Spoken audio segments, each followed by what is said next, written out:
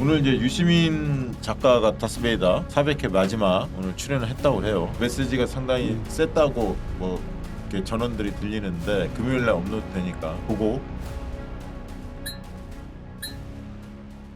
김어준 총수가 오랜 기간 진행했던 다스베이더가 방송 개편으로 오늘 마지막 녹화를 마쳤습니다. 그런데 답의 막방보다 더 큰 관심을 끈 건 마지막 회에 출연한 유시민 작가가 과연 무슨 말을 했느냐였습니다. 특히 최근 이재명 대통령의 이해하기 어려운 인사, 지연되는 검찰개혁, 민주진영 내부 갈라치기 세력 방치 논란 속에서 핵심 지지층의 마음이 빠르게 식고 있습니다. 그리고 바로 이런 시점에 친민주 커뮤니티에 다스베이더 마지막 방송 녹화 후기가 올라왔는데 내용이 정말 충격적입니다. 아직 본방송이 공개된 건 아니기 때문에 정확한 워딩은 방송을 직접 봐야 하겠지만 후기 내용을 기준으로 보면 역시 유시민은 유시민이었습니다. 유 작가는 역시 희망회로를 돌리지 않았습니다. 애써 좋게 포장하지도 않았습니다. 오히려 우리가 차마 인정하기 싫었던 부분을 아주 직설적으로 말한 것으로 보입니다.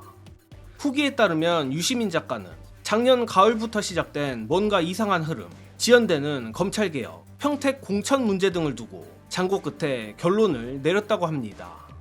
그리고 그 결론은 지지자들이 의심하던 바로 그 내용, 결국 이 모든 것이 주변의 인의 장막이나 시스템 오류가 아니라 그분의 의중이라고 본다는 취지였다고 합니다. 이 대목이 정말 뼈아픕니다.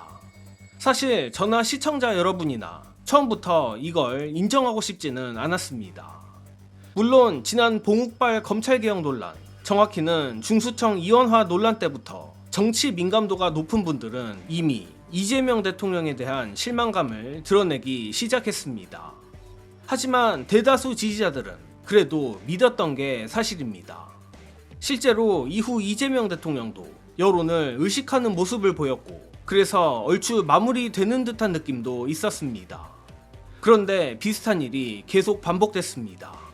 검찰개혁은 계속 지연됐고 뜬금없는 보안수사권, 아니 사실상 검찰 재수사권 논란이 고비마다 튀어나왔고 그와 동시에 민주당 정체성을 지우려는 듯한 인사와 메시지가 반복됐습니다. 그러니 이제 민주시민들도 더 이상 흐린 눈을 하기 어려워진 겁니다.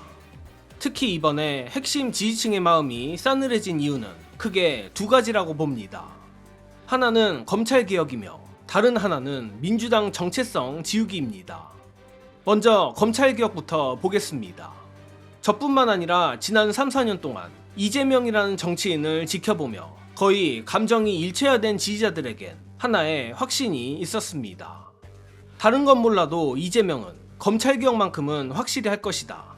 특히 이건 단순한 기대가 아니라 거의 정언명령에 가까운 정서였습니다. 그러나 이재명 정부가 탄생하고 지난 1년 동안 다른 분야는 몰라도 적어도 검찰개혁에 한해서는 임기 초 국정동력을 검찰개혁 안 하는데 써버린 것처럼 보입니다. 까놓고 말해서 애초 민주당이 만든 검찰개혁안이 있었습니다. 또 민주당 검찰개혁 TF에서 만든 안도 있었습니다. 추가로 국정기획위에서 수많은 수기를 거쳐 나온 개혁안도 있었습니다. 그런데 그 모든 수기 뒤엔 뜬금없이 청와대발 보안수사권 논란이 나왔습니다. 유시민 작가가 말했다고 전해지는 내용처럼 저는 이제 솔직히 인정해야 한다고 봅니다. 이 정도면 그 모든 게 그냥 주변 참모들의 장난이 아니라 이재명 대통령의 의중이라고 보는 게 맞습니다. 아마 유시민 작가도 이 지점에서 더 이상 침묵할 수 없다고 판단한 것 같습니다. 심지어 유 작가는 이재명 대통령을 향해 이런 식으로 쓴소리하면 자신이 어떻게 깎여나갈지에 대해서도 누구보다 잘 알 겁니다.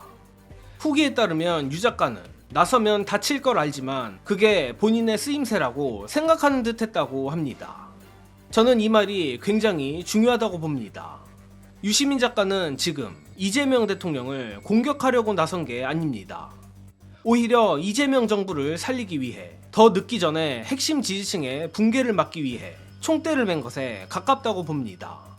지금보다 지지층이 더 무너지면 정말 되돌릴 수 없다고 본 겁니다. 그리고 같은 맥락에서 이른바 문조 털레유 논쟁도 봐야 합니다. 이건 기존 민주당 지지층이 텃세를 부리는 문제와는 결이 전혀 다릅니다. 예컨대 권오을, 송미령 장관, 더 나아가 신용한 충북도지사 당선인 같은 전향 인사를 두고 핵심 지지층은 반발하지 않았습니다. 그들은 민주당과 민주진영의 정체성을 지우려 하지 않았고 기존 지지층을 깔아뭉개려 하지 않았고 자신들이 어디에 합류했는지 정도는 알고 있었기 때문입니다. 문제는 다른 부류인데 지지자들의 마음을 쉽게 만든 인사들, 논란을 일으키는 인사들의 공통점은 하나입니다. 민주당 정체성 삭제입니다. 민주당에 들어와서 민주당 지지층을 낡은 사람 취급하고 민주당을 지켜온 사람들을 극단주의자 취급하고 민주진영의 역사와 정체성을 마치 청산해야 할 짐처럼 취급한다는 겁니다. 솔직히 저는 대선 기간 중 이재명 대통령이 중도보수 전략을 들고 나왔을 때 환영했습니다. 그리고 저는 이를 당연히 기존 핵심 지지층을 기반으로 중도로 확장하는 전략이라 생각했고 얼추 먹히기도 했었습니다. 그러나 최근처럼 핵심 지지층을 배제하고 몸만 가운데로 가는 것, 안철수의 사례만 봐도 실패할 수밖에 없다는 걸 모두가 알고 있습니다. 다 떠나 정치공학적으로 따져봐도 다당제 국가라면 이런 전략이 어느 정도 통할 수 있겠지만 한국처럼 사실상 양당제에 가까운 구조에서는 그냥 딱 잘라서 불가능합니다.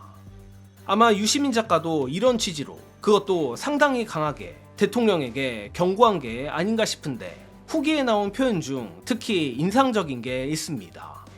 지지자들은 증축을 원했는데 그분은 동의도 받지 않고 재개발을 하려 한다는 취지의 말입니다. 저는 이 비유가 정말 적확하다고 봅니다. 민주시민들이 원했던 것은 민주당이라는 집을 더 튼튼하게 만들고 더 넓게 만들고 더 많은 시민들이 들어올 수 있게 증축하는 것이었습니다. 그런데 지금 벌어지는 일은 마치 기존 집을 허물고 그 안에 살던 사람들에게 동의도 받지 않은 채 전혀 다른 건물을 올리려는 것처럼 보입니다. 그러니 기존 지지층이 분노하는 겁니다. 앞으로 어떻게 흘러갈지는 솔직히 저도 모르겠습니다. 다만 확실한 건 수십 년 동안 민주당을 지켜온 지지자들과 그 지지자들을 삭제하고 민주당이라는 거대 정당을 뻐꾸기 둥지 빼앗듯 강탈하려는 세력 사이의 싸움은 더 격해질 가능성이 높습니다. 이걸 정리하는 방법은 크게 두 가지라고 봅니다.